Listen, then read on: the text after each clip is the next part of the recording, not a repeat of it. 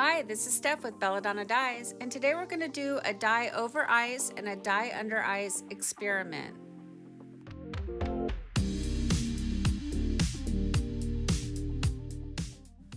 Start by centering your shirt using the sleeve inside the other sleeve technique, and what that does is it brings the front of the shirt and the back of the shirt together for symmetry.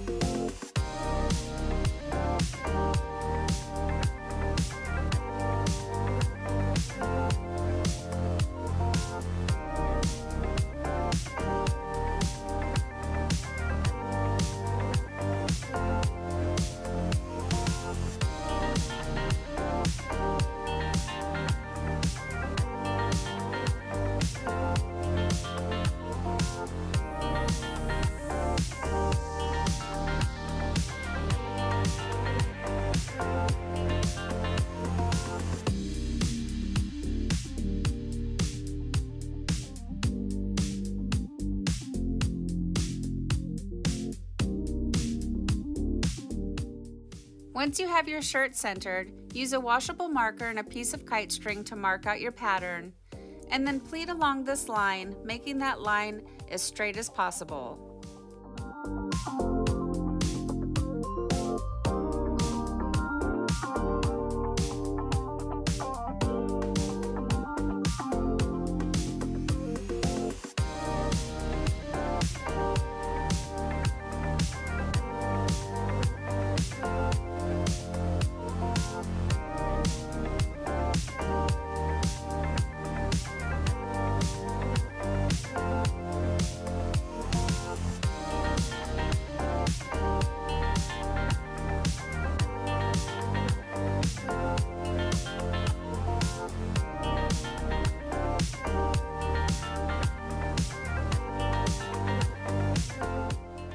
Once you have your shirt all pleated up, it's time to secure it. And for this project, I'm choosing to use rubber bands, but you could also use kite string. It just really is a matter of preference.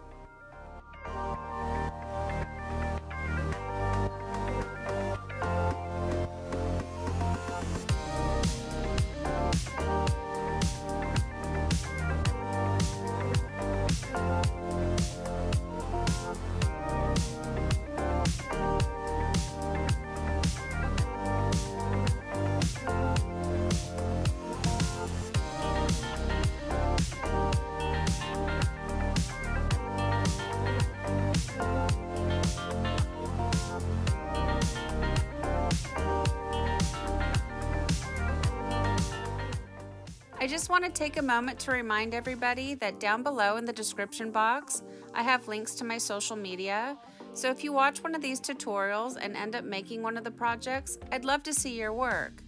Also down there is everything that I use to create tie-dye, so check it out.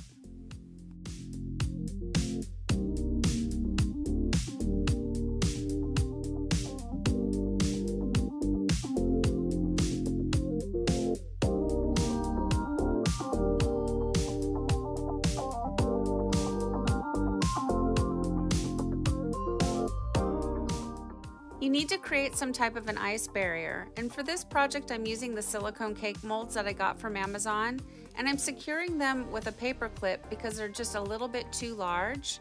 You could also use foil or cardboard. Next, I'm using a washable marker to mark out my pattern, and I'm going about every 2 inches. And then I put a little sprinkle of soda ash on for good measure. I also want to point out that I used the green clothespins to help mark out my pattern, because once you get the ice on top, you can't see your lines anymore. And now it's time for the fun part. We get to add the dye.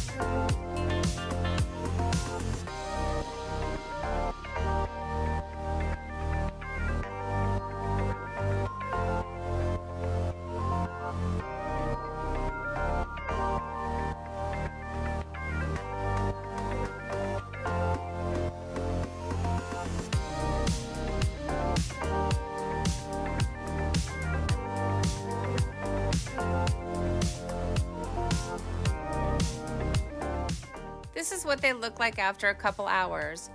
Now you want to let them batch for 24 hours after the ice melts.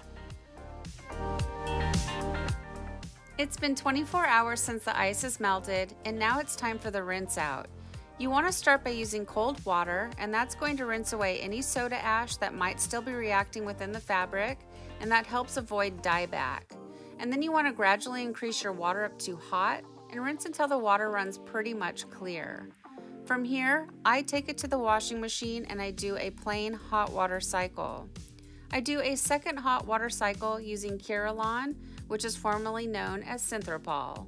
And then I do a third hot water cycle using Milsoft, and that just brings softness back into the t-shirt after the dyeing process. And then I put it in the dryer, and we'll come back and we'll see the results.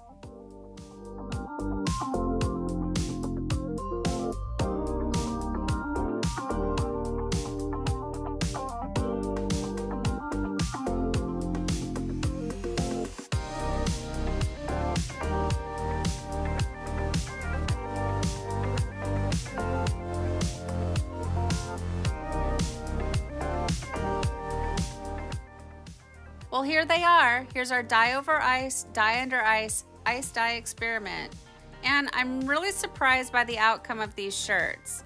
I did not think that the dye over ice was gonna have more vibrancy and color than the dye under ice.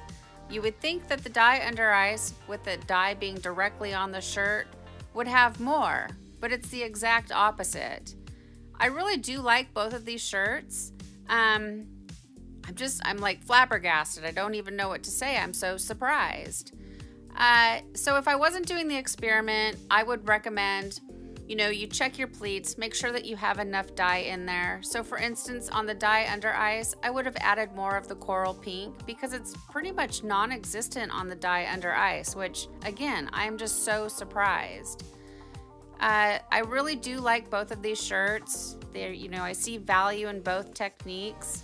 I usually prefer to do the dye under ice method, but I think I'm going to start doing more dye over ice because it looks like you get a little more color splits. So overall, I'm super pleased. I learned a lot by this experiment. I recommend that you guys play around like this too, because every time I do something like this, I learn something new.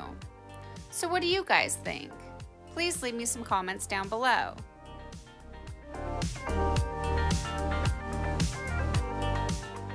Thank you so much for watching. Please subscribe to the channel, leave a thumbs up on this tutorial, and click your bell and set it to all. That way you get notified of future uploads. And then check your settings on your device and make sure you have it turned on for YouTube. And remember, have fun tie-dyeing.